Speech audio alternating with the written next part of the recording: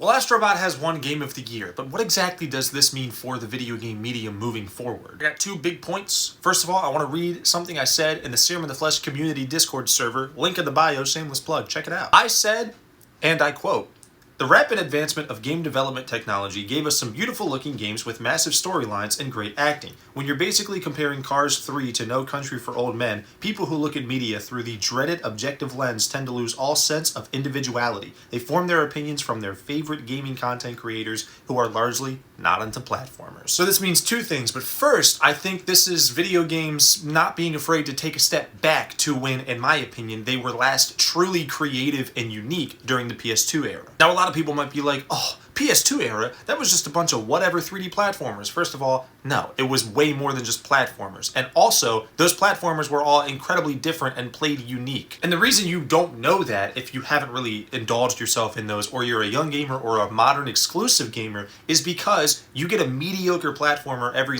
2 years for the past decade. Mario Odyssey and Astrobot are outliers. Yooka-Laylee, not good. Balan Wonderland, horrible. Sackboy Adventure, which is actually considered good, is not good if you've played PS2 platformers. It's just a slow 3D Mario. But something else that I meant by that statement is when you see all these streamers with hundreds of millions of followers in between them have audiences that are very impressionable because they're young. They're going to be manipulated into believing something that maybe they don't even truly believe. When you have them saying From Software is the head of the table, Atlas is the head of the table, Naughty Dog's the head of the table, things like Astrobot, they're put to the kindergarten table. And the statement I made on objectivity, I hate it. I hate it when people try to look at media through an objective lens. I guarantee you, your most popular reviewers or critics, whether it's Dunkey, Fantano, SkillUp, they are only giving scores based on personal bias and completely subjective. As long as games function, or any media functions the way intended to, everything